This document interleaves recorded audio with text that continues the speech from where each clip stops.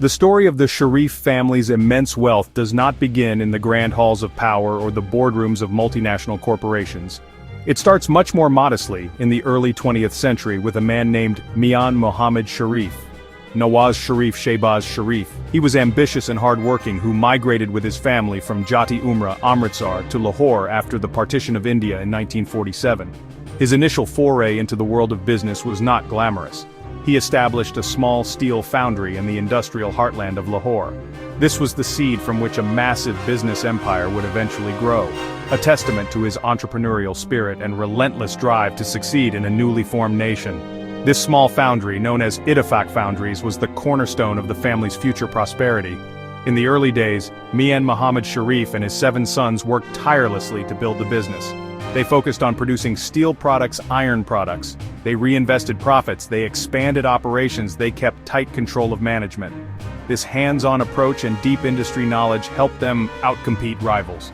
Their reputation for quality and reliability began to spread, laying the groundwork for significant expansion in the decades to come. The family's business philosophy was simple yet effective. They believed in vertical integration, raw materials, finished goods. This strategy maximized their profits and gave them a significant competitive advantage. As the foundry grew, it became a symbol of industrial progress in Lahore. The Sharifs were seen as pioneers, contributing to Pakistan's industrial base at a critical time. The transition from a single foundry to a diversified group of companies was gradual but deliberate.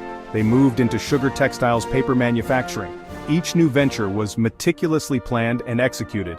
Diversification built a resilient, robust business empire. Mian Mohammed Sharif's vision was to establish a legacy that would endure for generations. That legacy would soon become intertwined with Pakistan's political destiny.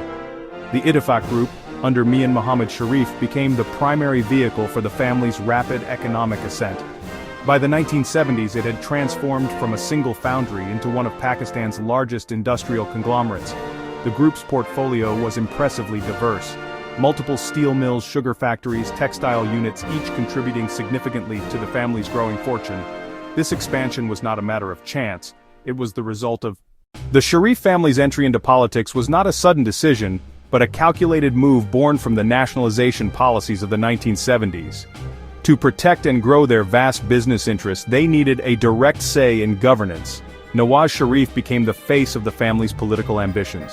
He began his career under the patronage of General Zia-ul-Haq, first as finance minister of Punjab, later as chief minister of the province. This period built his political base and administrative credentials. Nawaz's rise was meteoric.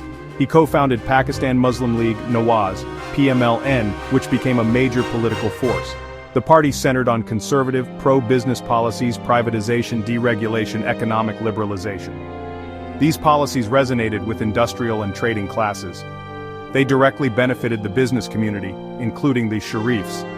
PMLN projected development and economic progress, promising infrastructure and a business-friendly environment.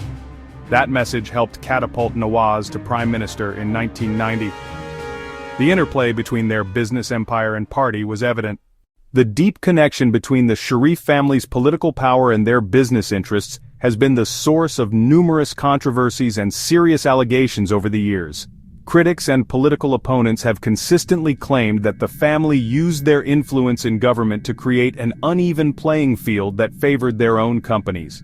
These allegations often revolve around accusations of receiving preferential treatment in obtaining loans from state-owned banks, securing government contracts for their businesses, influencing regulatory policies to gain a competitive edge.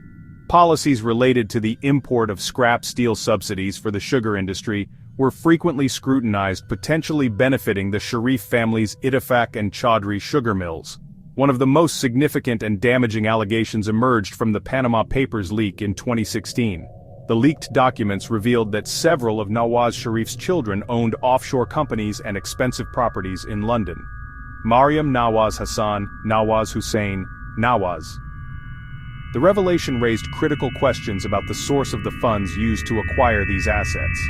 The Sharif family maintained the properties were purchased through legitimate business earnings from their Gulf Steel mills in Dubai, which was sold in the 1980s.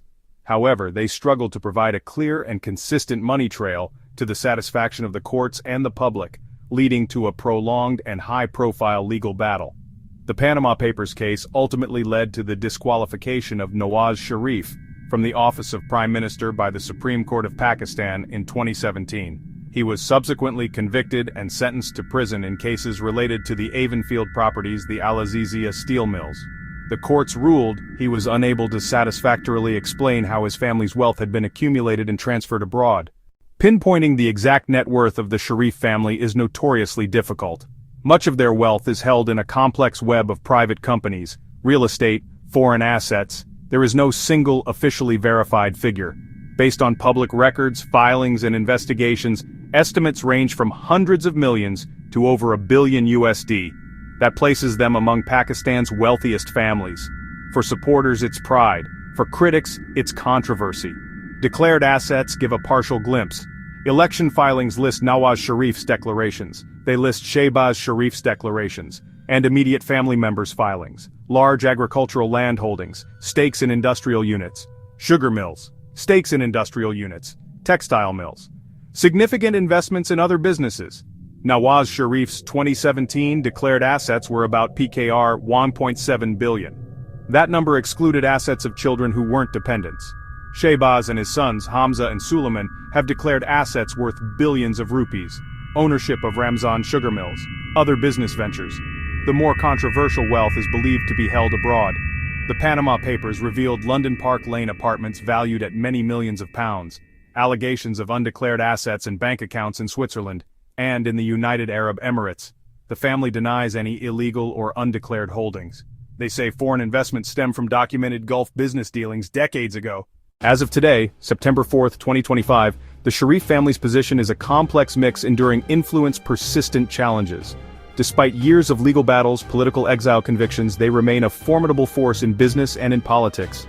Shehbaz Sharif as Prime Minister, PMLN as a major party commanding support in Punjab. Political resurgence shows deep-rooted connections and the ability to navigate turbulent politics.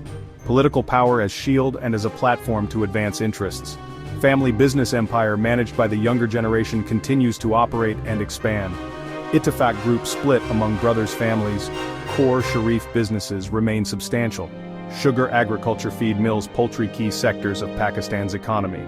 Day-to-day, Hamza Shehbaz, Suleiman, Shehbaz managing through intense pressure. Sustaining enterprises through legal turmoil and through political turmoil shows resilience and deep integration. Shadow of legal challenges persists. Legacy hinges on moving beyond controversies and building transparent governance and sustainable economic leadership.